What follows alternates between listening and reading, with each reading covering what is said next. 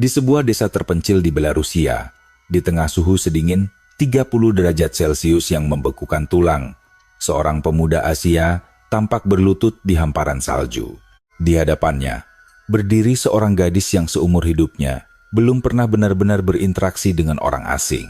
Dengan menggunakan bahasa Rusia yang sempurna, pemuda itu berseru lantang, menyampaikan isi hatinya hingga ibu sang gadis tak kuasa lagi menahan air mata yang jatuh ke pipinya. Apa sebenarnya yang terjadi di sini? Mengapa seorang pemuda asal Indonesia rela menyeberangi jarak lebih dari 10.000 kilometer hanya untuk tiba di dataran sedingin Siberia? Dan apa sebenarnya yang ia cari? Sekarang, mari kita dengarkan kisah cinta yang melampaui segala batas ini. Nama saya Milana Vasilevna, 28 tahun, berasal dari Minsk, Belarusia.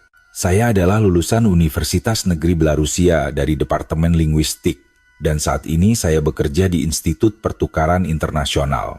Belarusia, tempat saya lahir dan dibesarkan, adalah sebuah negara terkurung daratan di Eropa Timur yang terletak di antara Rusia dan Polandia. Keluarga kami adalah potret khas budaya Slavia, sebuah keluarga yang sangat konservatif. Ayah saya, Vasily Alexandrovich, berusia 50-an tahun dan mengelola sebuah ladang pertanian kecil di pinggiran kota Minsk. Ia adalah pria yang sangat tegas, tingginya lebih dari 180 cm, berbadan tegap dengan janggut yang mulai mengabu. Ia bukanlah pria yang banyak bicara, tetapi setiap kali ia bersuara, setiap kata-katanya memiliki bobot yang besar. Ia sangat menjunjung tinggi tradisi keluarga. Putri kita hanya boleh menikah dengan pria yang berasal dari budaya kita sendiri. Orang asing tidak akan pernah memahami tradisi dan nilai-nilai kita. Begitu ia selalu mengingatkan. Generasi yang melewati masa Uni Soviet memang cenderung menaruh kewaspadaan ekstra terhadap budaya asing. Ibu saya, Tatiana Nikolaevna, adalah kebalikan dari ayah.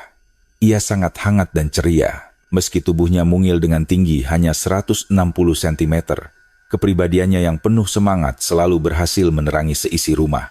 Ia bangun setiap jam 6 pagi untuk menyiapkan sarapan.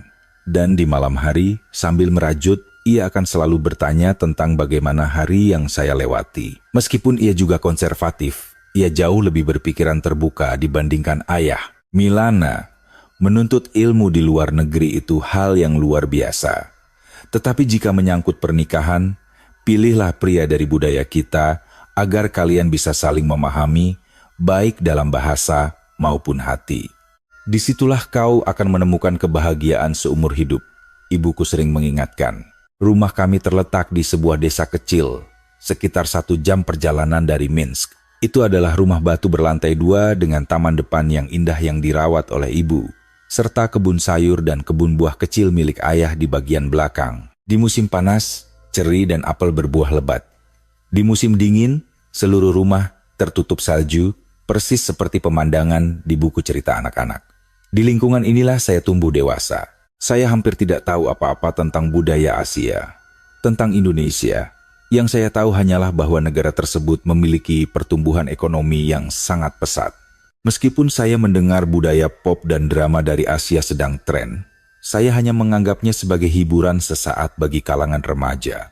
Namun, saat saya mengambil jurusan linguistik di universitas, saya mulai menaruh minat pada berbagai bahasa, struktur tata bahasa yang unik, serta sistem kesantunan seperti imbuhan dan tingkat tutur.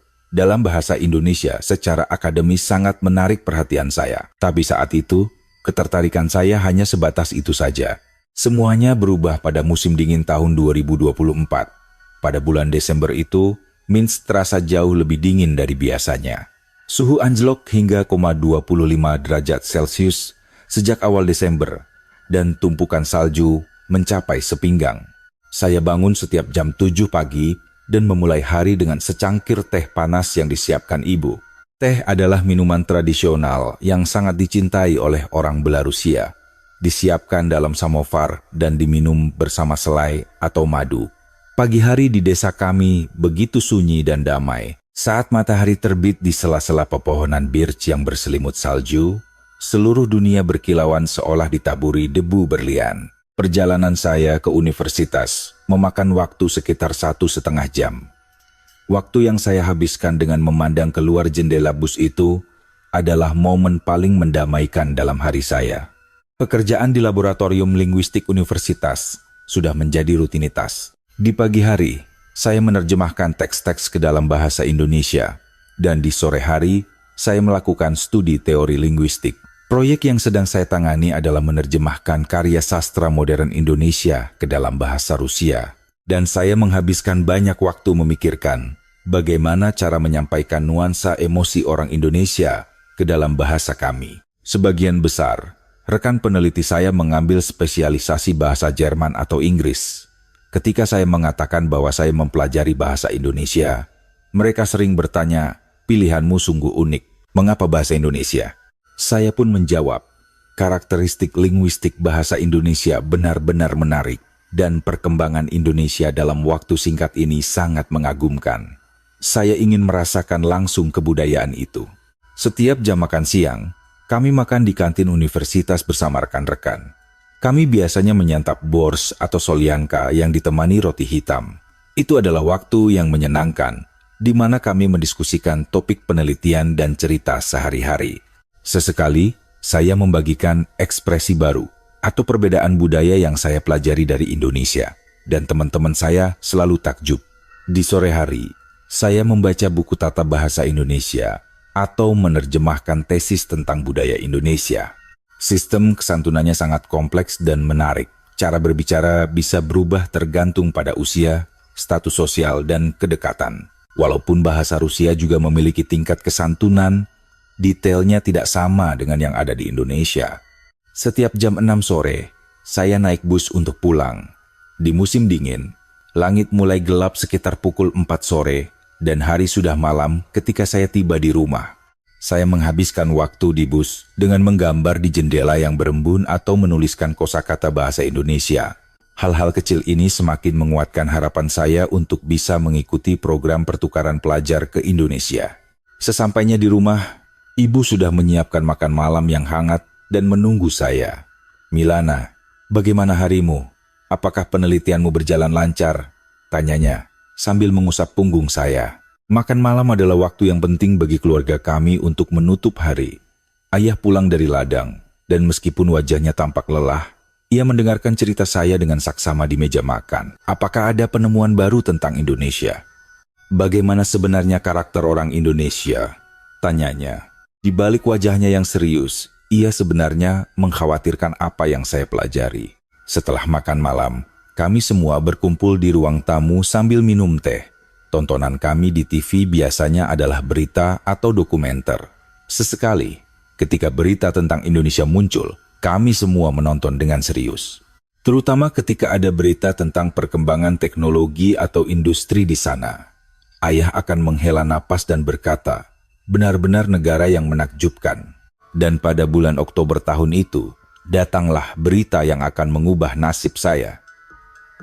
Universitas Negeri Belarusia mengumumkan pencarian mahasiswa pertukaran untuk program ke Indonesia. Ini adalah program 6 bulan yang bekerja sama dengan Universitas Mitra, Universitas Indonesia, UI, di Depok, yang akan menerima 2 mahasiswa setiap tahunnya. Ketika saya memberitahu keluarga bahwa saya memenuhi kualifikasi untuk program pertukaran tersebut, suasana di rumah mulai berubah. Di luar, mereka memberi selamat, tetapi di dalam hati, mereka sangat khawatir, terutama ayah yang semakin sering menunjukkan kehati-hatiannya terhadap pria asing. "Milana, jangan terlalu dekat dengan pria Asia," ayah berulang kali memperingatkan. Budaya mereka sangat berbeda dengan kita, terutama cara mereka memandang wanita. Kita menganggap wanita sebagai mitra yang setara, tetapi ku dengar, di sana masih ada pola pikir patriarki. Paman saya, Mikhail, yang berkunjung setiap akhir pekan, juga mengatakan hal senada. "Milana, berhati-hatilah dengan pria Asia. Ku dengar mereka sangat romantis dan perhatian sebelum menikah. Tetapi setelah menikah, mereka berubah dan memperlakukan wanita seperti properti, mengurungnya di rumah dan merampas kebebasannya." Apalagi masyarakat Asia masih sangat dipengaruhi nilai-nilai tradisional yang ketat. Ku dengar mereka sangat keras terhadap menantu perempuan. Kata-kata yang penuh prasangka ini sungguh membebani hati saya. Bibi saya, Irina, juga memiliki kekhawatiran yang sama. Milana, menuntut ilmu itu bagus, tetapi jangan pernah berpikir untuk menjalin hubungan asmara. Budayanya terlalu berbeda. Nanti di belakang hari hanya akan ada masalah. Bahasanya beda, gaya hidupnya beda. Bagaimana kalian bisa hidup bersama seumur hidup? Anggap saja ini sebagai pengalaman, lalu cepatlah pulang. Ibu, meskipun menyimpan kekhawatiran, hanya berkata, Milana kita adalah gadis yang pintar. Dia tahu apa yang harus dilakukan. Belajarlah dengan giat dan kembalilah dengan selamat.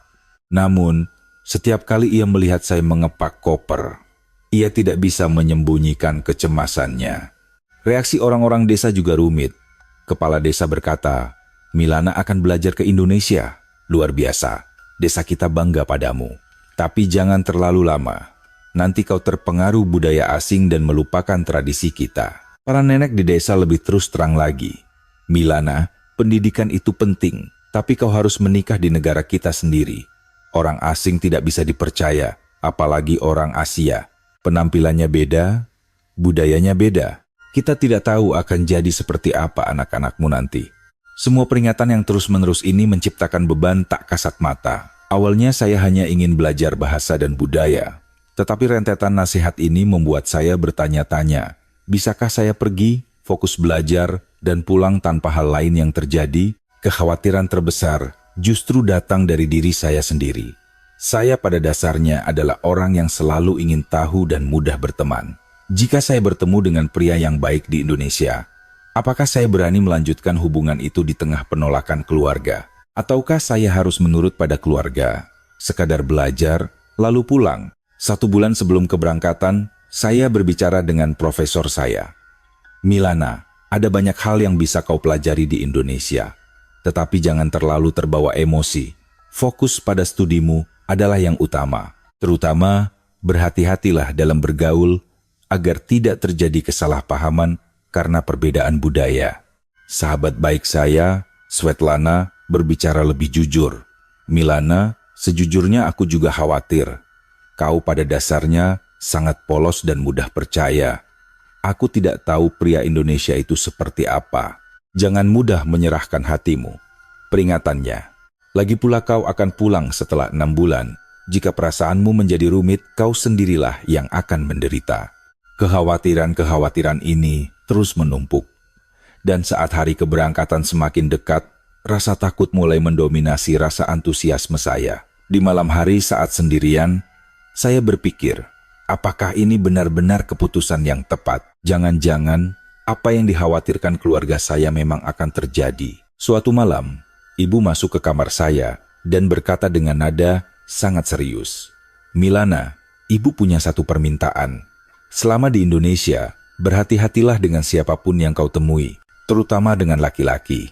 Jaga dirimu, budayanya berbeda, cara berpikirnya berbeda, dan apapun yang terjadi, jangan pernah melupakan keluargamu.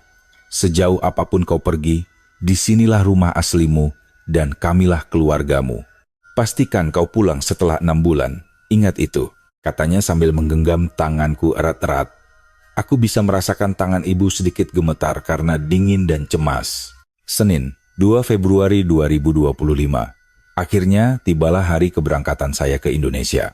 Perpisahan dengan keluarga di Bandara Nasional Minsk masih terekam jelas di ingatan. Ibu berusaha menahan air matanya hingga detik terakhir. Namun pada akhirnya, ia memeluk saya dan menangis. Anakku, pulanglah dalam keadaan sehat. Apapun yang terjadi, jangan lupakan keluargamu, isaknya sambil mengusap punggung saya.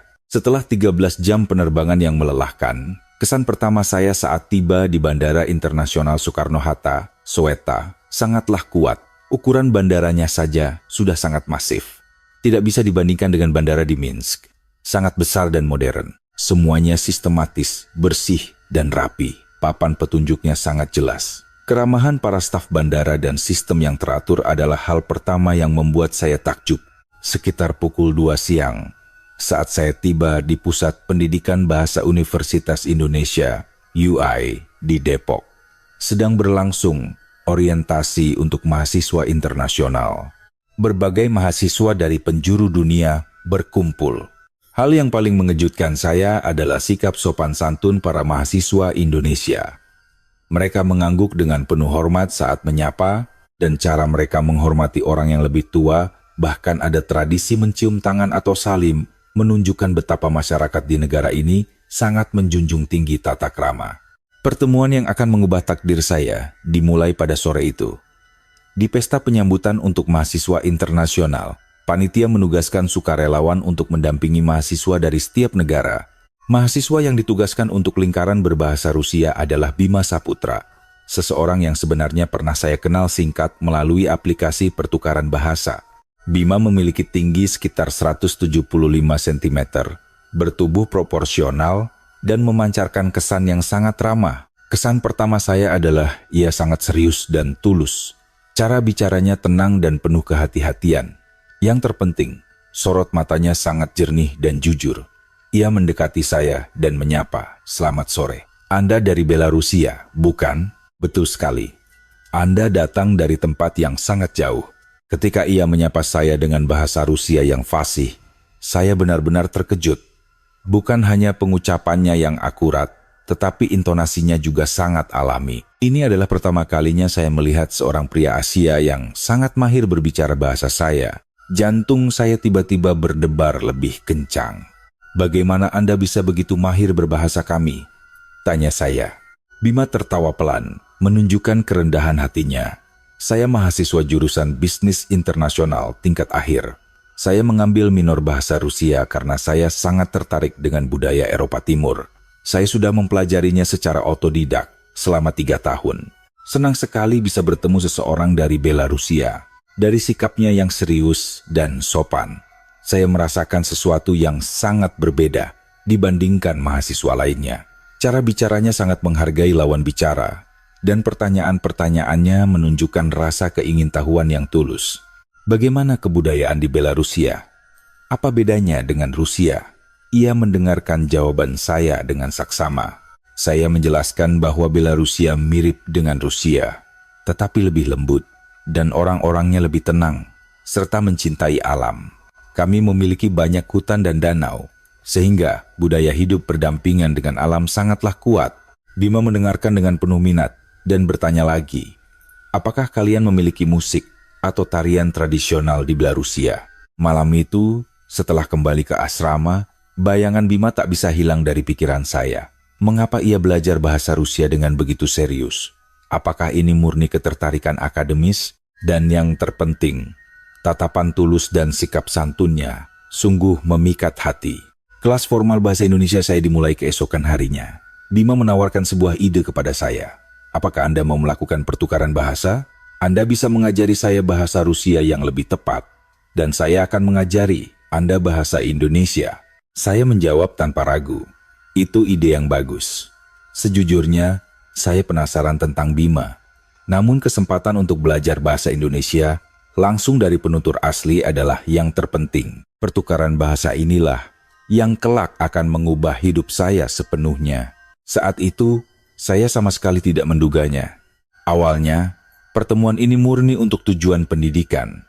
Kami bertemu 3 kali seminggu di perpustakaan atau di kedai kopi untuk saling mengajari bahasa. Bima benar-benar serius belajar bahasa Rusia. Di setiap sesi, ia menyiapkan daftar pertanyaan baru dan dengan teliti mencatat setiap ekspresi yang saya ajarkan di buku catatannya. Ia juga terus menunjukkan minat pada budaya Belarusia. Sebaliknya, melalui Bima, saya bisa memahami budaya Indonesia dengan jauh lebih dalam. Ia tidak hanya mengajarkan tata bahasa, tetapi juga menjelaskan secara rinci tentang cara berpikir orang Indonesia, pentingnya ikatan kekeluargaan, dan struktur sosial masyarakatnya. Setelah 3 minggu, saya mulai memiliki perasaan yang berbeda terhadap Bima. Ia benar-benar pria yang perhatian dan setia pada janjinya. Yang paling menyentuh adalah rasa hormat dan pemahamannya yang tulus terhadap budaya saya.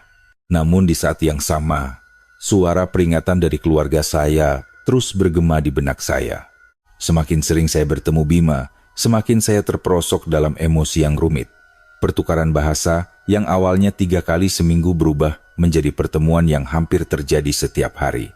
Setelah belajar di perpustakaan, kami secara alami akan pergi ke kafe untuk minum kopi dan mengobrol.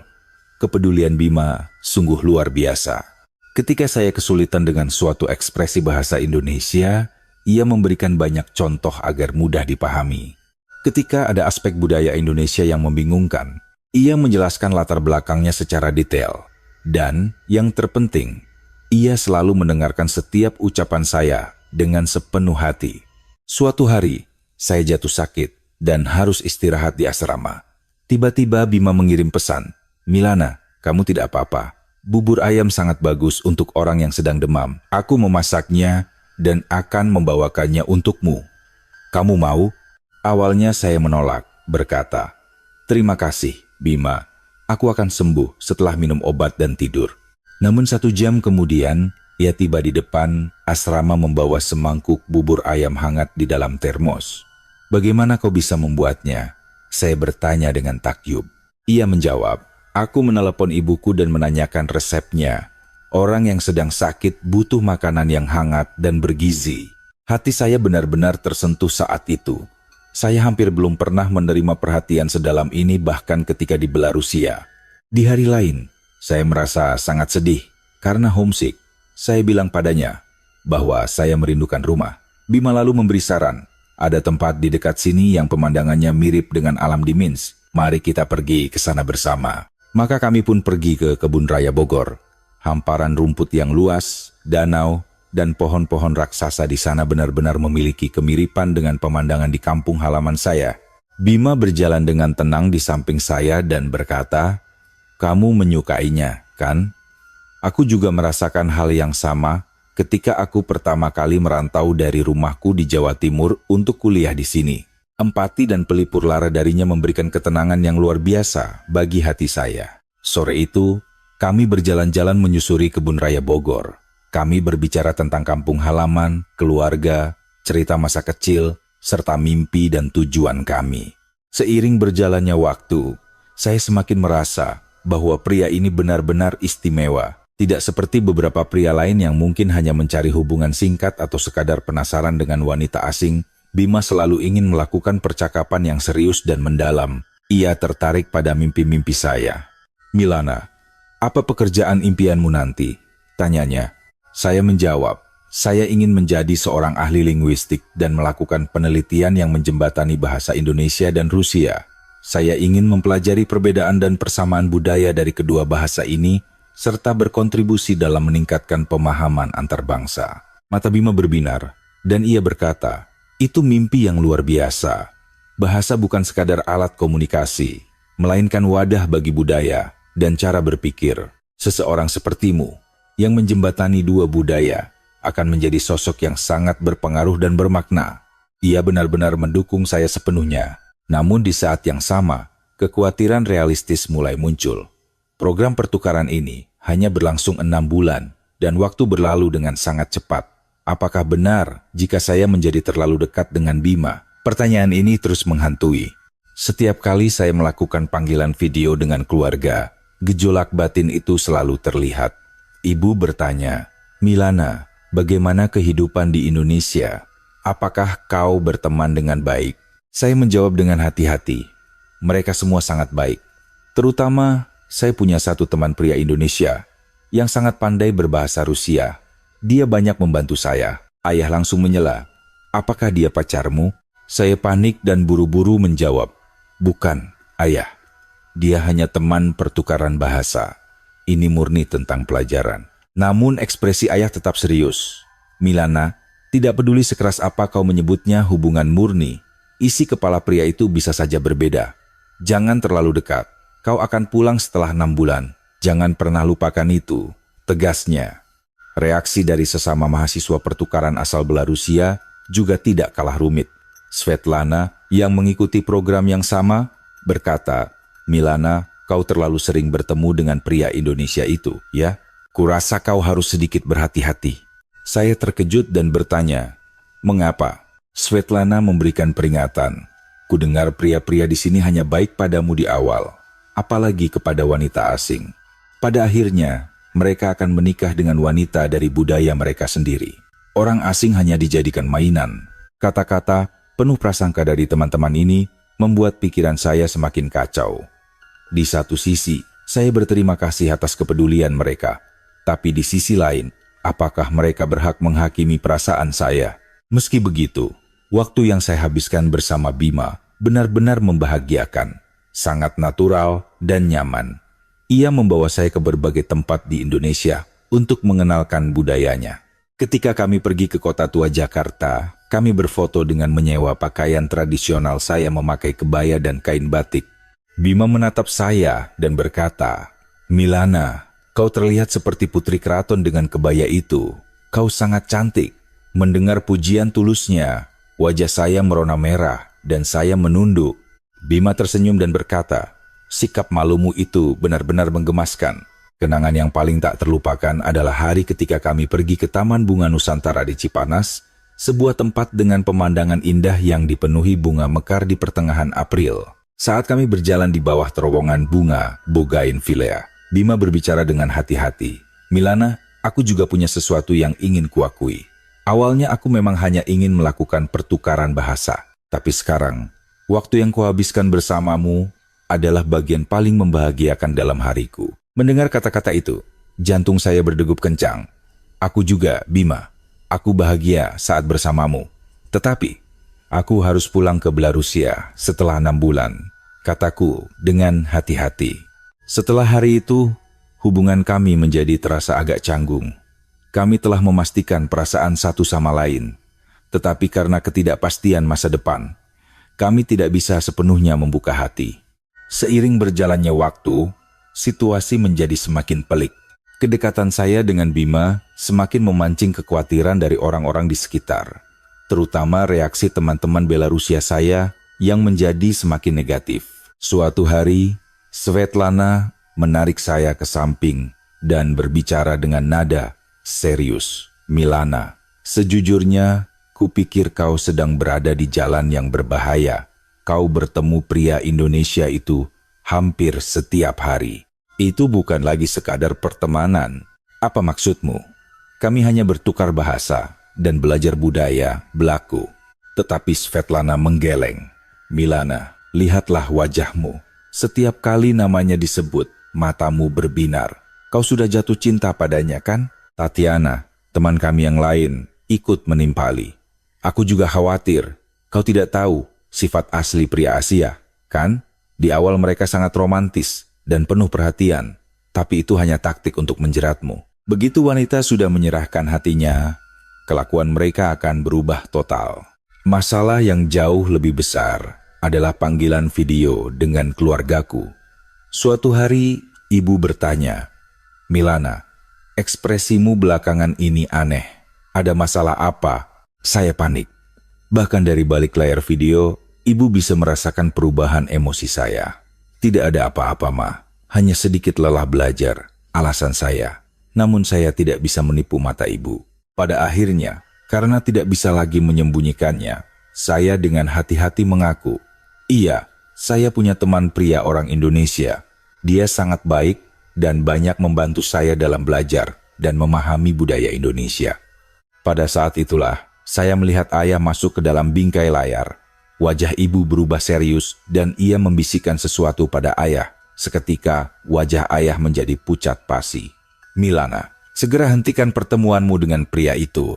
Saya sangat terkejut mendengar teriakan ayah. Ia adalah pria yang tenang dan hampir tidak pernah saya lihat semarah ini. "Kenapa, ayah?" Ayah bahkan belum mendengar ceritanya. "Aku tidak perlu mendengar apa-apa. Bukankah sudah kuperingatkan sejak awal? Jangan terlalu dekat dengan orang asing, apalagi orang Asia." Tapi Bima benar-benar pria yang baik. "Ayah, jika ayah bertemu langsung dengannya, ayah akan tahu." "Bima, jadi kau sudah memanggil nama depannya. Milana, apa kau sadar betapa berbahayanya situasimu sekarang?" Ayah menghela napas panjang dan memberikan ultimatum. Panggilan video hari itu berakhir dengan perasaan saling terluka. Ayah mengancam bahwa saya harus menyelesaikan hubungan dengan pria itu dalam 2 minggu dan fokus pada studi. Atau ia akan memaksa saya pulang saat itu juga. Saya menangis. Ayah tidak mengerti perasaanku. Mengapa ayah menghakimi sepihak? Beberapa hari kemudian, situasi memburuk. Profesor saya di Belarusia menghubungi saya. Milana, orang tuamu menelpon saya. Mereka bilang kau kehilangan fokus belajar karena masalah dengan seorang pria. Apakah itu benar? Saya panik karena masalah ini sampai ke telinga profesor. Tidak seperti itu, Profesor. Saya sangat serius dengan studi saya dan nilai saya tetap bagus. Memang nilaimu bagus, tapi Milana, kau tidak boleh melupakan tujuan dari program pertukaran ini. Kau pergi ke sana untuk mengumpulkan pengalaman akademis, bukan untuk membangun hubungan personal. Lebih parah lagi, saya mulai merasakan tatapan menghakimi dari mahasiswa pertukaran lain di asrama. Frida, mahasiswi dari Jerman, berkata, Milana, kau terlalu sering menemui pria Indonesia itu, ya? Apakah tidak apa-apa? Ia menyampaikannya seolah-olah peduli. Elot dari Prancis juga mengatakan hal yang sama. Semua orang, atas nama kepedulian, melemparkan opini negatif yang membuat saya semakin terpojok dan bingung. Apakah jalan yang saya tempuh ini benar-benar salah? Semua orang menentangnya. Apakah masuk akal jika hanya saya satu-satunya yang merasa ini benar? Dalam situasi seperti itu, pertemuan saya dengan Bima tidak lagi senyaman dulu. Bima juga menyadari situasiku, sehingga aku merasa ia mulai menjaga jarak. Dulu, kami secara alami berjalan bersisian, atau ia menepuk bahuku untuk memberi semangat. Tapi sekarang, kami sangat berhati-hati dengan kontak fisik apapun. Suatu hari, saya bertanya langsung kepada Bima. Bima, sejujurnya, apakah engkau juga merasa terbebani dengan hubungan kita karena situasiku? Bima ragu-ragu sejenak dan menjawab jujur. Bohong jika aku bilang tidak terbebani, Milana. Tapi bukan karena dirimu, melainkan karena situasinya. Aku juga sudah memberitahu orang tuaku tentangmu.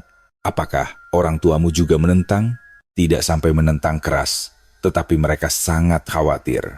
Mereka bilang aku harus berhati-hati menjalin hubungan dengan orang asing dan harus mempertimbangkan perbedaan budaya baik-baik. Mendengar itu, aku semakin putus asa. Kedua keluarga kami menentang, dan program pertukaranku hanya tersisa setengahnya. Waktu terus berjalan. Bima tampaknya juga menyadari kenyataan pahit itu. Milana, kurasa kita harus memikirkan ini matang-matang.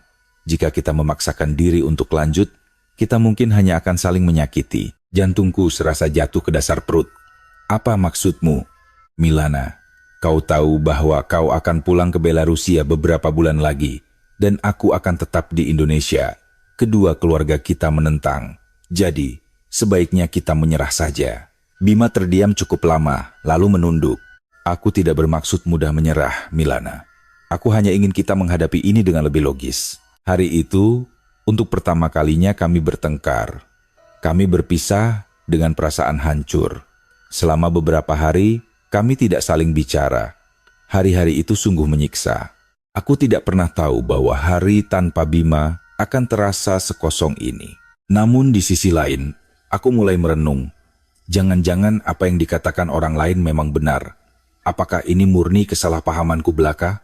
Tidak ada komunikasi selama beberapa hari benar-benar membuatku kesepian. Aku tidak bisa fokus di kelas dan tidak bisa tidur nyenyak. Teman-temanku justru merasa lega dan berkata, akhirnya kau sadar juga, namun aku sama sekali tidak merasa lega. 1 minggu berlalu, dan Bima adalah orang pertama yang menghubungiku. Milana, apakah kamu ada waktu akhir pekan ini? Ada yang ingin kubicarakan. Mari bertemu di Monas. Ekspresi Bima saat kami bertemu tidak seperti biasanya. Sangat serius. Ia menatap hamparan rumput cukup lama, lalu perlahan mulai berbicara. Milana, seminggu terakhir ini aku memikirkan banyak hal tentang hubungan kita dan apa yang harus kita lakukan ke depannya. Jantungku berdebar kencang. Firasat buruk menyelimutiku melihat ekspresinya. Milana, aku menyukaimu. Itu adalah fakta yang tidak berubah. Tetapi jika kita berpikir realistis, ada terlalu banyak rintangan. Rintangan apa? Tanyaku putus asa. Pertama, jarak. Ada belasan ribu kilometer antara Belarusia dan Indonesia. Lalu perbedaan budaya dan juga penolakan dari kedua keluarga kita. Aku mencoba membantah dengan putus asa. Kita bisa mengatasi masalah itu. Apakah jarak masih menjadi masalah di zaman sekarang? Ada panggilan video dan pesawat terbang. Dan soal perbedaan budaya, Kita bisa mengatasinya jika kita berusaha saling memahami, kan? Bima menggeleng. Tidak semudah itu, Milana. Awalnya aku juga berpikir cinta bisa mengalahkan segalanya, tapi kenyataannya tidak. Jadi, semua yang kau katakan padaku selama ini hanya kebohongan. Saat kau bilang menyukaiku dan bahagia bersamaku, itu semua bohong, semua itu benar, dan perasaanku belum berubah sampai detik ini. Tapi jujur saja, cinta saja tidak bisa menyelesaikan semua masalah nyata kita. Kata-kata logis Bima membuatku semakin jatuh dalam keputusasaan. Ia memaparkan masalah yang bahkan belum terpikirkan olehku. Milana, jika kita menikah, di mana kita akan tinggal? Jika di Indonesia, kau harus meninggalkan keluargamu. Jika di Belarusia, aku yang harus meninggalkan keluargaku. Lalu bahasa apa yang akan digunakan anak-anak kita nanti? Kita bisa menyelesaikannya nanti. Bima, itu bukan masalah sepele, Milana. Aku sudah mencari tahu, dan tingkat perceraian dalam pernikahan beda budaya itu 2 kali lipat lebih tinggi dari pernikahan biasa. Alasannya adalah gesekan budaya dan bahasa seperti ini. Fakta bahwa Bima bahkan sudah meneliti hal ini membuat hatiku semakin hancur. Dan yang paling penting, penolakan keluarga kita terlalu kuat. Orang tuamu menentangku bahkan sebelum mereka melihatku. Orang tuaku juga sama khawatir. Dalam situasi seperti ini, bagaimana kita bisa melanjutkan hubungan? Pada akhirnya, aku memohon padanya, Bima, setidaknya mari kita coba. Jika kau bertemu langsung dengan orang tuaku dan menunjukkan ketulusanmu, mungkin pikiran mereka akan berubah. Bima tersenyum getir. Milana, secara realistis, bahkan jika aku pergi ke Belarusia dan mencoba meyakinkan orang tuamu, bagaimana aku bisa membangun kepercayaan jika aku belum sepenuhnya menguasai bahasa dan budaya di sana? Kemampuan bahasa Rusiaku hanya sebatas percakapan dasar. Itu tidak cukup untuk menyampaikan ketulusanku pada orang tuamu. Percakapan hari itu berakhir tanpa kesimpulan. Bima bilang ia butuh lebih banyak waktu untuk berpikir. Tapi dari raut wajahnya, aku tahu ia sudah membuat keputusan. Sejak minggu itu, frekuensi pertemuan kami menurun drastis. Dulu kami bertemu hampir setiap hari. Tapi sekarang hanya 1 atau 2 kali seminggu. Itu pun hanya untuk pertukaran bahasa. Dan suasananya tidak lagi senyaman dulu. Bima seolah sengaja menjaga jarak. Dulu kami bisa mengobrol berjam-jam di kafe, tapi sekarang setelah 1 jam belajar, ia akan berkata, sampai di sini saja untuk hari ini, lalu pergi. Yang paling menyakitkan adalah perubahan sikapnya. Ia tak lagi menanyakan keseharianku, dan ia juga enggan menceritakan tentang dirinya sendiri. Suatu hari, aku tidak tahan lagi dan bertanya, Bima, apakah kita tidak bisa kembali seperti dulu? Bima menatapku dengan sorot mata tersiksa dan berkata, Milana, jika kita terlalu dekat sekarang, akan lebih menyakitkan saat kita berpisah nanti. Jadi, mari kita persiapkan diri untuk perpisahan. Sebulan kemudian, situasinya semakin buruk. Pertukaran bahasa kami berkurang menjadi hanya sekali dalam 2 minggu, dan pertemuan kami terasa sangat formal tanpa ada interaksi personal sedikit pun. Teman-temanku berkata, akhirnya kau sadar, dan menghiburku dengan ucapan klise. Sudah kubilang, pria Asia memang seperti itu. Namun aku sama sekali tidak merasa terhibur. Aku malah terus menyalahkan diriku sendiri. Berpikir bahwa selama ini aku hanyalah wanita bodoh yang kegeeran. Program pertukaranku tinggal menyisakan waktu 2 bulan. Tiba-tiba aku merasa waktuku di Indonesia menjadi sia-sia. Rasa antusiasme dan kegembiraan saat pertama kali tiba telah lenyap tak bersisa. Aku hanya ingin waktu cepat berlalu, agar aku bisa segera pulang ke Belarusia. Juli 2025, akhirnya tibalah hari kepulanganku. Saat aku bersiap masuk ke gerbang keberangkatan di Bandara Sweta, jauh di lubuk hati aku masih berharap Bima akan datang dan menahanku. Namun, hingga detik terakhir, ia tidak pernah muncul. Aku pulang ke kampung halamanku dengan membawa penyesalan dan rasa kecewa yang mendalam. Sebulan pertama setelah kembali ke Belarusia, aku berada dalam kondisi kebingungan dan terus menyalahkan diri sendiri. Setiap malam aku berbaring di tempat tidur dan bertanya-tanya, apakah aku memang sebodoh itu? Hubunganku dengan Bima berakhir dengan kegagalan. Aku kehilangan kepercayaan diri. Apakah aku tidak pandai menilai orang? Atau apakah aku terlalu naif? Aku menyiksa diriku sendiri setiap malam. Perhatian dan kepedulian yang ia tunjukkan, obrolan mendalam yang kami bagi, dan ketulusan yang ia ucapkan, apakah semua itu nyata atau aku saja yang salah menafsirkan? Bagian paling menyakitkan adalah mengingat proses perubahan Bima. Pada awalnya, ia terlihat sangat mencintaiku. Namun begitu penolakan dan kenyataan pahit menghantam, ia langsung mundur. Apakah memang begitu tabiat laki-laki? Menghadapi kesulitan, mereka lebih memilih logika daripada cinta.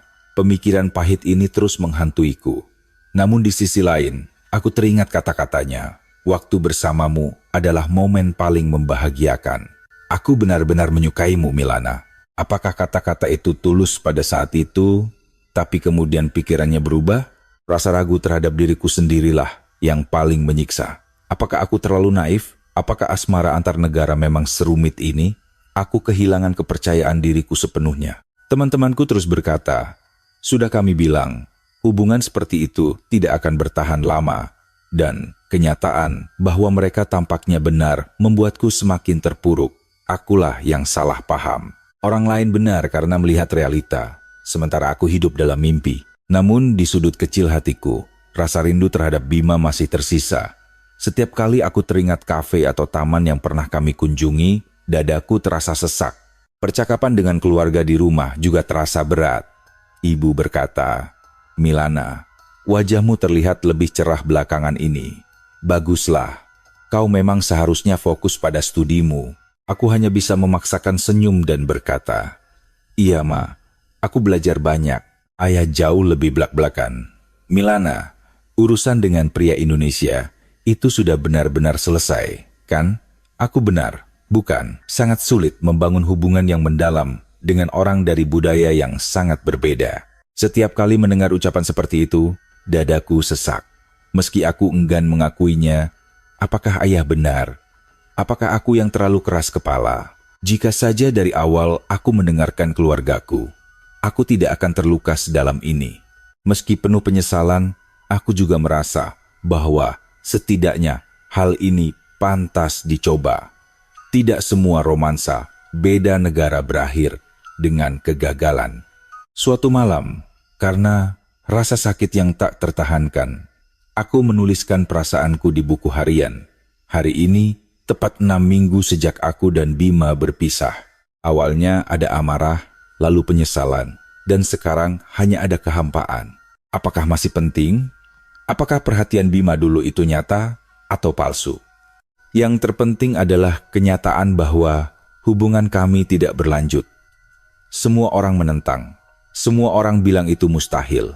Pada akhirnya, merekalah yang benar. Hanya aku satu-satunya yang percaya pada kemungkinan itu. Perasaanku saat menulis jurnal sangat rumit.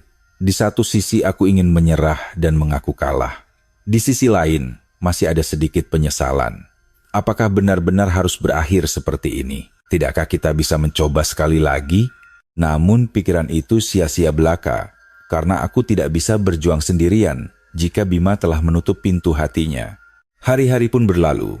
Aku kembali pada rutinitas penerjemahanku dan melanjutkan studi bahasa Indonesia di laboratorium universitas. Tetapi semuanya terasa seperti kewajiban tanpa jiwa. Antusiasme yang dulu membara saat aku berangkat ke Indonesia, kini telah padam.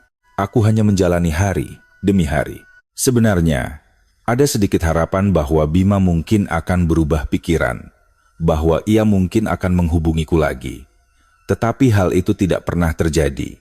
Suatu hari, aku mengumpulkan keberanian untuk mengetik pesan kepada Bima. Halo Bima, bagaimana kabarmu akhir-akhir ini? Hanya sebuah sapaan sederhana. Namun pada akhirnya, pesan itu tak pernah kukirim. Aku menghukum diriku sendiri. Apakah aku terlalu memaksakan diri? Bukankah seharusnya aku berhenti mengemis pada hubungan yang sudah usai? Teman-temanku pun menasihatiku. Milana, lupakan saja dia sepenuhnya.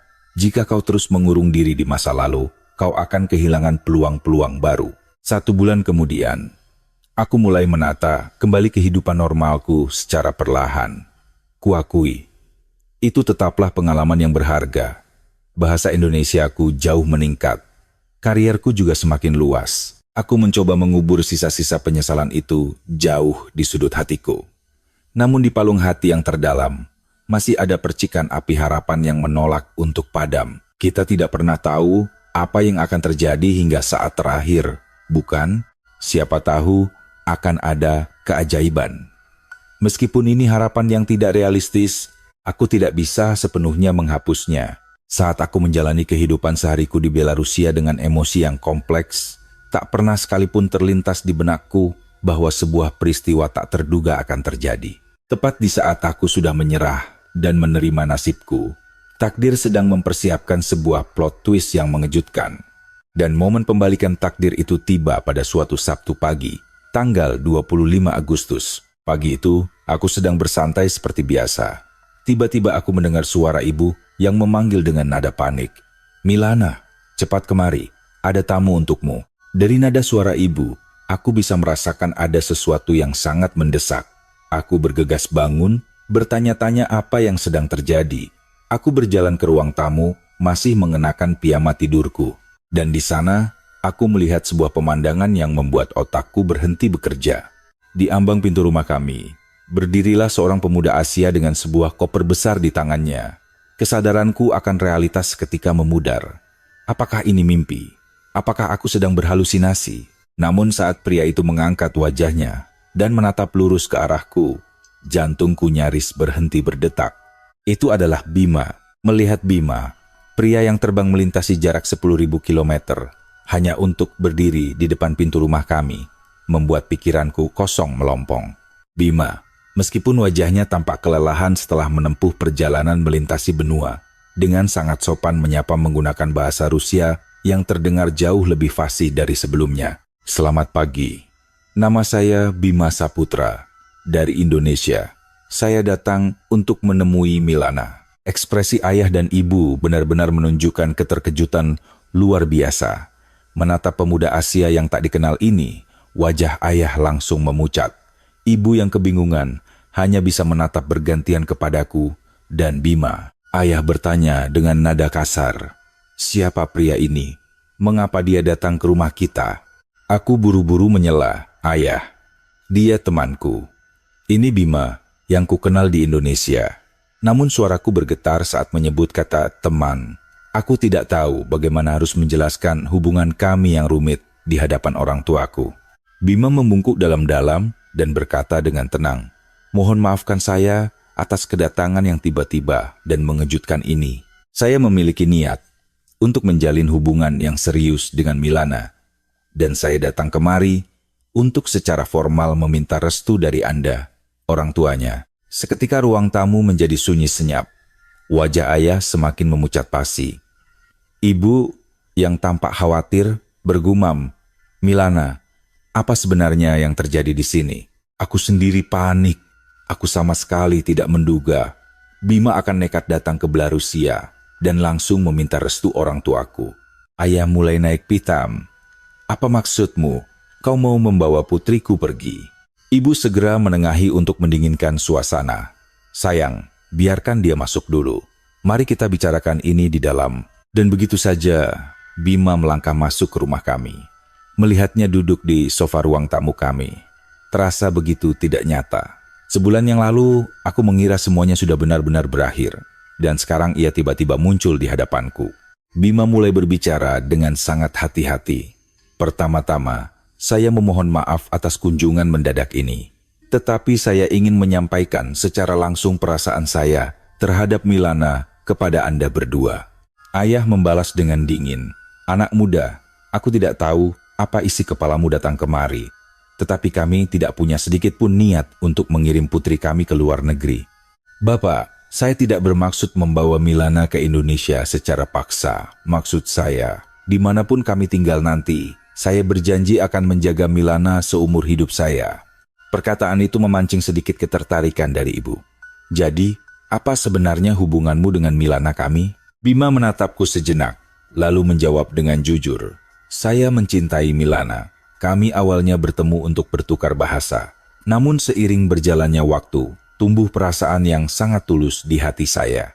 Ayah kembali marah, "Jadi kau telah menipu putriku?"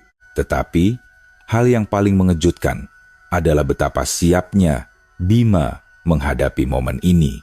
Selama bulan-bulan sebelum ia datang ke Belarusia, ia diam-diam memfokuskan diri untuk menyempurnakan bahasa Rusianya, dan ia juga melakukan riset mendalam mengenai budaya dan tradisi Belarusia. Saya tahu betapa indahnya negara Belarusia, dan saya juga telah mempelajari betapa masyarakat Belarusia sangat menjunjung tinggi nilai kekeluargaan, ucap Bima dengan santun. Makan malam di malam pertama itu sungguh canggung. Namun aku terkejut karena Bima ternyata telah mempelajari etika meja makan khas Belarusia. Sebelum duduk, ia memberi hormat kepada yang lebih tua. Ketika menuangkan minuman, ia menggunakan kedua tangannya dengan sikap yang sangat sopan. Dan ketika ia mencicipi draniki paneku kentang tradisional buatan ibu, ia memuji dengan tulus, "Ini sangat lezat. Masakan ibu benar-benar luar biasa." Pujiannya yang tulus membuat ibu bergumam pelan, "Anak ini sangat sopan." Meski begitu, tatapan ayah masih tetap dingin. Malam itu, Bima tidur di sofa ruang tamu kami. Keesokan harinya, Bima mulai membangun kepercayaannya melalui tindakan nyata. Ia bangun jam 5 pagi dan mulai membersihkan halaman rumah berbalut salju sisa. Ibu sempat melarangnya, namun Bima bersikeras ingin membantu selama ia menginap. Ia terus membantu pekerjaan rumah tangga. Ketika ayah pergi ke ladang, Bima ikut menyusul dan membantu membereskan peralatan pertanian. Meskipun alatnya agak asing, ia dengan cepat menguasai teknik penggunaannya. Ayah bertanya dengan nada menyindir, "Apakah anak-anak kota dari Jakarta tahu cara melakukan pekerjaan kasar seperti ini?" Bima menjawab dengan senyum sopan, "Keluarga saya juga mengelola ladang pertanian di Malang, Jawa Timur. Jadi, pekerjaan seperti ini sudah biasa bagi saya." Fakta bahwa orang tua Bima memiliki kebun apel dan sayur di Malang sungguh mengejutkan ayah. Rupanya pekerjaan kasar di ladang sama sekali bukan hal baru baginya. Melihat Bima bekerja tanpa mengeluh dan tanpa rasa jijik pada tanah, ekspresi keras ayah mulai sedikit melunak. Yang paling mengagumkan adalah ketulusan Bima dalam merebut hati ibu. Setiap hari, ia pergi ke pasar desa dan membeli bunga mawar kesukaan ibu. Ia bilang bahwa di Indonesia, memberi hadiah atau buah tangan kepada orang tua adalah bentuk kesopanan yang mendasar. Awalnya ibu merasa sungkan, tetapi perlahan ia mulai merasakan ketulusan Bima. Setiap kali makan malam, Bima selalu menunjukkan minat besar pada kuliner Belarusia. Ketika makan sup borscht, ia berkata, "Saya benar-benar merindukan rasa ini. Dulu saya pernah mencoba memasaknya di Indonesia, tetapi rasanya tidak pernah seenak buatan ibu." Ibu terkejut dan bertanya, "Benarkah kau pernah mencoba memasak makanan kami di Indonesia?" Bima mengangguk. "Saya meminta resep dari Milana, dan saya mencobanya beberapa kali di sana." Mendengar cerita itu, aku bisa merasakan pintu hati ibu mulai terbuka lebar. Milana kita yang mengajarinya. "Anak ini benar-benar gigih," puji ibu. Setelah 1 minggu Bima menginap di rumah kami, atmosfer di dalam rumah perlahan-lahan berubah. Kesetiaan, kesopanan, dan ketulusannya pelan, tapi pasti mulai mencairkan dinding prasangka keluargaku. Ayah, yang awalnya dipenuhi kecurigaan total, mulai melembutkan sikapnya setelah melihat etos kerja Bima, terutama saat melihat kehebatan Bima di ladang. Suatu hari, ayah berkata pada Bima, "Kau benar-benar tangkas bekerja di ladang." Bima lalu menjelaskan secara detail, "Ayah saya sudah mengelola kebun di Malang selama 20 tahun. Sejak kecil saya selalu membantu setiap kali libur sekolah. Saya sangat mahir menanam bawang, tomat, dan sayuran. Meskipun sibuk kuliah, saya selalu menyempatkan pulang untuk membantu." Ayah mendengarkan dengan penuh minat dan bergumam, "Jadi kau tahu betapa kerasnya bekerja di ladang pertanian?" Bima menjawab, "Mantap, sangat keras Pak, tetapi juga sangat memuaskan. Yang paling penting, saya belajar arti kerja keras dengan melihat ayah saya yang selalu berkeringat demi menghidupi keluarganya." Dari percakapan itu, tampaknya mulai tumbuh sebuah resonansi dan rasa saling menghargai antara ayah dan Bima. Bima tidak hanya berhasil merebut hati keluargaku, ia juga datang dengan rencana jangka panjang yang sangat sistematis. Suatu malam, saat kami semua berkumpul, Bima memaparkan rencananya. "Bapak Ibu, saya telah memikirkan dengan sangat matang tentang masa depan saya bersama Milana. Jika Bapak dan Ibu mengizinkan, saya ingin membagikan rencana saya. Ayah menyilangkan tangan dan berkata, "Coba kami dengar." Bima memaparkan presentasinya langkah demi langkah. Pertama, saya tidak memiliki niat untuk memaksa Milana ikut ke Indonesia jika ia tidak mau. Jika Milana bersedia dan Bapak Ibu mengizinkan, saya yang siap pindah dan menetap di Belarusia. Kedua, setelah kami menikah, saya memastikan kami akan pulang kemari setidaknya 2 kali dalam setahun untuk mengunjungi Bapak dan Ibu, dan saya menjamin keselamatan serta kebahagiaan Milana. Ketiga, saya akan mengajarkan anak-anak kami nanti bahasa Indonesia, Rusia, dan Belarusia, agar mereka tidak pernah melupakan akar kebudayaan mereka.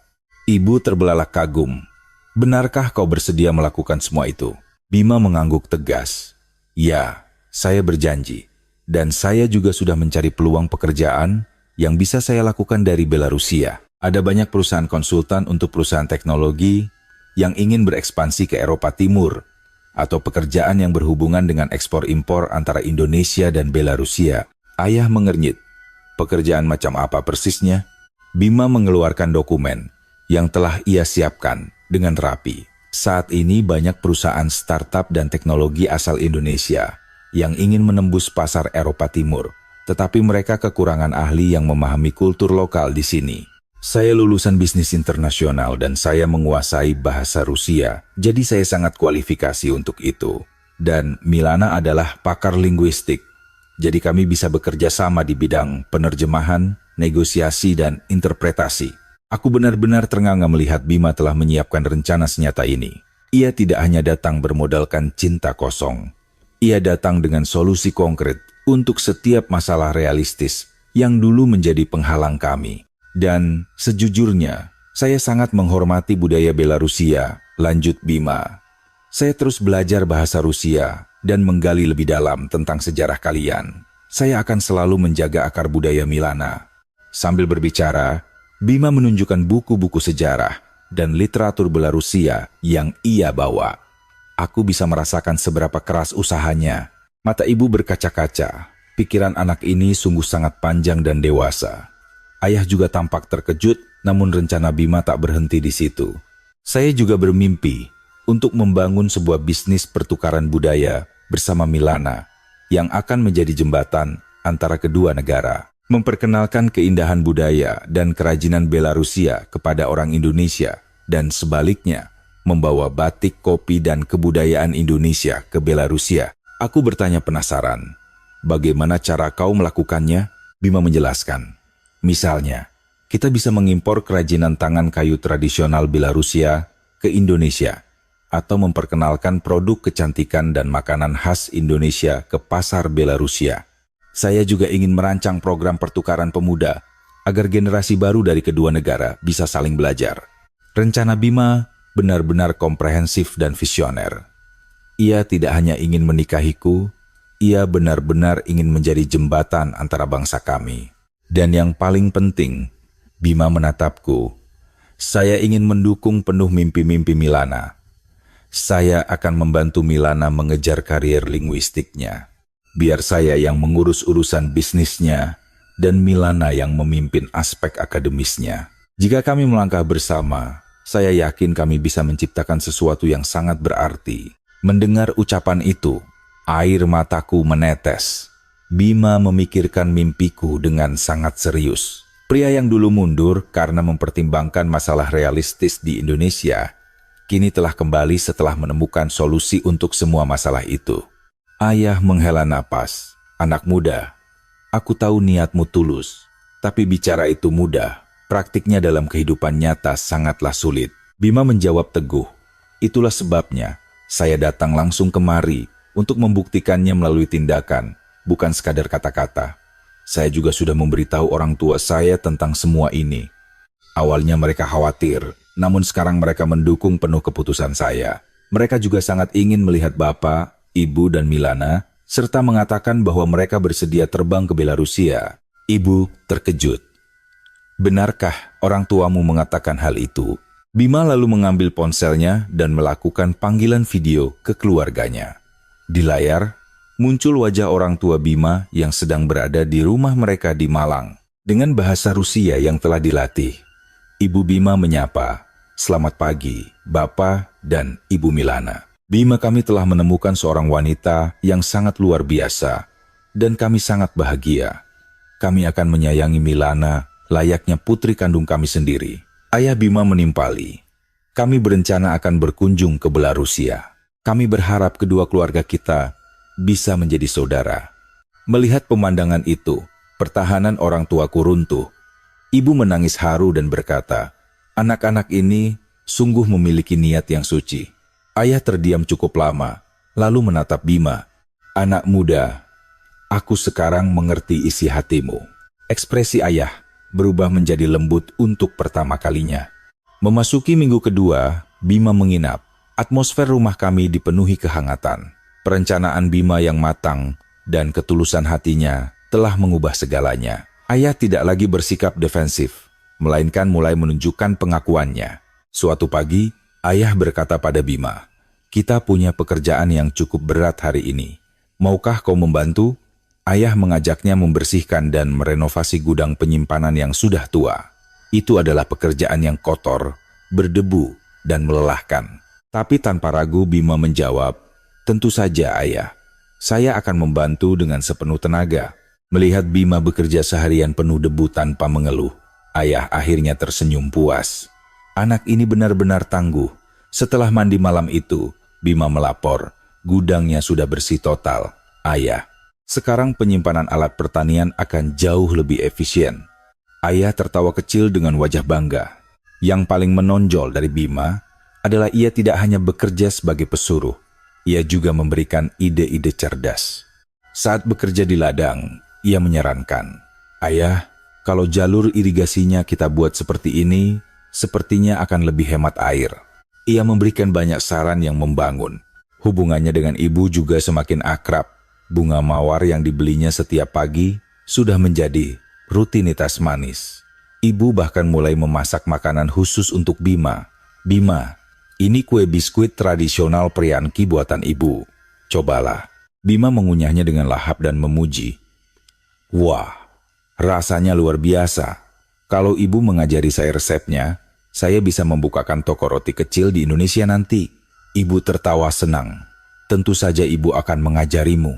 Sejak hari itu, kelas memasak antara ibu dan Bima pun dimulai. Bima dengan tekun belajar menguleni adonan. Ibu membimbing tangannya sambil tertawa riang, layaknya mengajari anak kandungnya sendiri. Respons dari warga desa juga berubah drastis. Tetangga yang awalnya menatap Bima dengan curiga, kini menyapanya dengan ramah. Kepala desa bahkan memujinya. Pemuda ini sangat santun dan rajin. Milana telah menemukan pria yang hebat. Bima juga pandai bergaul. Dengan bahasa Rusianya yang makin membaik, ia mulai bisa melontarkan lelucon. Saat ia bermain catur dengan kakek-kakek di pos desa, ia berseru, "Wah, catur di sini sangat menarik. Nanti kalau kembali ke Indonesia, saya harus lebih sering main catur daripada bulu tangkis." Para kakek pun tertawa terbahak-bahak mendengarnya. Hal yang paling menyentuh adalah ketika Bima ikut serta dalam festival panen, Thanksgiving, di gereja ortodoks desa kami. Belarusia secara tradisional adalah negara ortodoks. Meskipun Bima berasal dari Indonesia yang memiliki latar belakang keyakinan berbeda, ia hadir dalam kegiatan masyarakat dengan rasa hormat yang luar biasa. Rasa syukur kepada Tuhan adalah bahasa universal, ucapnya sambil menyalakan lilin dengan penuh penghormatan. Para warga desa sangat tersentuh melihat toleransi dan sikap saling menghargai yang ditunjukkan Bima. Pendeta kami bahkan memujinya. "Ini pertama kalinya aku melihat seorang pemuda asing dengan rasa saling menghormati yang mampu melampaui batasan antar agama dan budaya." Melihat semua itu, orang tua saya akhirnya luluh total dan justru mendorong kami untuk segera meresmikan hubungan. Kami kini sedang mempersiapkan pernikahan untuk tahun depan. Kami sepakat untuk menggelar 2 upacara, pernikahan tradisional di Belarusia dan pernikahan adat, mungkin dengan sentuhan adat Jawa yang indah, di Indonesia. Pernikahan ini akan menjadi perayaan yang mempertemukan keindahan 2 kebudayaan. Dan jika kami dikaruniai anak-anak nanti, kami akan membesarkan mereka sebagai warga dunia anak-anak yang fasih berbahasa Indonesia, Rusia dan Belarusia, yang memahami dan menghargai tradisi dari kedua negara asal mereka. Saya yakin, kelak anak-anak kami akan menjadi jembatan budaya yang luar biasa. Mengingat kembali ke belakang, perubahan ini sungguh menakjubkan. Hal yang sama sekali tidak dapat kubayangkan setahun yang lalu, kini telah menjadi kenyataan hidupku. Hidupku berubah 180 derajat. Namun yang paling penting, semua keajaiban ini berawal dari kekuatan cinta. Saat saya bertemu Bima, saya belajar bahwa cinta sejati benar-benar mampu mengubah segalanya. Bahwa dinding bahasa, perbedaan budaya yang terjal, dan jarak belasan ribu kilometer, semuanya bisa dilampaui. Saya membuktikannya sendiri, dan saya menyadari bahwa cinta semacam itu tidak bisa datang dari usaha satu pihak saja. Ia membutuhkan ketulusan dan pengorbanan dari kedua belah pihak. Sekarang, di akhir kisah ini, ada beberapa hal yang ingin saya sampaikan kepada kalian semua. Dari semua hal yang telah saya lalui, saya belajar banyak hal. Pelajaran pertama adalah bahwa cinta sejati tidak mengenal batas. Saat saya pertama kali bertemu Bima, yang ada hanyalah rasa penasaran dan ketertarikan sesaat. Namun seiring berjalannya waktu, kami mampu membangun cinta yang kokoh. Karena dibangun di atas fondasi rasa hormat dan usaha saling memahami. Bima berusaha mati-matian mempelajari budaya saya. Dan saya pun berusaha keras menyelami budaya Indonesia. Kami bukan lagi sekadar sepasang kekasih. Kami adalah mitra sejati. Saya menyadari bahwa cinta tidak akan bertahan hanya bermodalkan emosi. Ia menuntut komitmen, usaha, dan pengorbanan nyata. Kedua, pentingnya proses meruntuhkan prasangka. Awalnya, keluarga saya dan masyarakat desa diselimuti prasangka terhadap Bima. Ada ketakutan stereotip bahwa pria Asia itu patriarkis, tidak bisa dipercaya, dan perbedaan budaya hanya akan membawa penderitaan. Namun, ketulusan Bima serta tindakannya yang konsisten berhasil menghancurkan dinding prasangka itu tanpa perdebatan. Ia membuktikannya lewat aksi, bukan janji manis. Ia bekerja keras di ladang, bersikap sangat sopan kepada orang tua, dan menunjukkan karakter aslinya. Dari proses ini, saya belajar betapa berbahayanya prasangka buruk. Seseorang tidak boleh dihakimi hanya dari negara asal, ras, atau latar belakang budayanya. Hati dan karakter individunya lah yang harus dinilai. Ketiga, pemahaman tentang arti keluarga yang sesungguhnya. Saya menyadari bahwa ikatan keluarga tidak selalu diikat oleh darah, melainkan oleh hati yang tulus saling menyayangi. Melihat Bima kini menjadi bagian tak terpisahkan dari keluarga kami, dan merasakan bagaimana saya diterima dengan hangat oleh keluarga Bima di Indonesia, saya mengerti makna keluarga yang sejati. Kini, orang tua Bima layaknya orang tua kandung saya sendiri, dan Bima adalah pilar penting dalam keluarga kami di Belarusia. Keempat, pentingnya untuk tidak pernah menyerah pada impian dan cinta Anda. Saat saya dan Bima berpisah di Indonesia, saya mengira semuanya telah tamat. Saya menyerah di hadapan tembok penolakan dan kenyataan hidup. Namun Bima tidak pernah menyerah. Ia mundur selangkah hanya untuk meracik strategi dan berjuang hingga titik darah penghabisan. Karena dialah kebahagiaan kami saat ini menjadi mungkin. Jika Bima menyerah saat itu, kisah kami tidak akan pernah menemui akhir yang indah ini. Saya belajar bahwa untuk sesuatu yang benar-benar berharga dalam hidup, kita harus berjuang sampai akhir. Dan pada akhirnya, yang paling krusial adalah ketulusan. Alasan terbesar mengapa Bima berhasil membalikan keadaan adalah karena setiap tindakannya mengalir dari hati yang tulus. Rencananya bukanlah taktik manipulatif, melainkan bukti nyata betapa ia menghargai saya dan keluarga saya. Manusia bisa merasakan ketulusan. Sehebat apapun seseorang berbicara, sebaik apapun pencitraannya, jika tidak ada hati di baliknya, cepat atau lambat kepalsuan itu akan tercium. Namun jika ada ketulusan, meski bahasanya berbeda, hati akan selalu menemukan cara untuk saling memahami. Bima telah membuktikan hal itu. Kini, saya ingin bertanya kepada Anda semua, apakah ada kisah cinta sehangat ini di sekitar Anda? Sebuah pertemuan indah yang melintasi tembok budaya, atau kisah mengharukan tentang cinta yang menaklukkan prasangka? Jika ada, tolong bagikan cerita Anda di kolom komentar. Ataukah mungkin ada di antara Anda yang sedang menjalani hubungan beda negara, beda budaya, atau sedang menghadapi penolakan dari keluarga. Saya harap pengalaman saya bisa memberikan setitik harapan bagi kalian. Yang paling penting untuk diingat adalah menjaga rasa hormat dan ketulusan satu sama lain. Kepada Anda yang sedang merencanakan pernikahan atau sedang bimbang karena tentangan keluarga, saya ingin mengatakan, terkadang hal ini memang membutuhkan waktu dan kesabaran ekstra. Tapi jika itu adalah cinta sejati, pasti akan ada jalan yang terbuka. Saya percaya itu. Semoga kisah kami bisa menyuntikkan harapan dan keberanian bagi para pejuang cinta di seluruh dunia. Tunjukkan pada dunia bahwa cinta tidak mengenal batas negara, dan dengan ketulusan mutlak, rintangan sedahsyat apapun bisa ditaklukkan. Akhir kata, jika Anda menikmati kisah ini, mohon tekan tombol like, subscribe, dan bagikan video ini agar lebih banyak orang bisa mendengar pesan indah tentang kekuatan cinta ini. Saya juga sangat menantikan komentar-komentar berharga dari Anda semua. Sama seperti kisah kami, cerita Anda mungkin bisa memberikan kekuatan besar bagi orang lain yang sedang berjuang. Teman-teman yang terkasih, semoga hari Anda dipenuhi dengan kebahagiaan. Terima kasih banyak telah meluangkan waktu mendengarkan kisah ini sampai selesai. Sampai jumpa.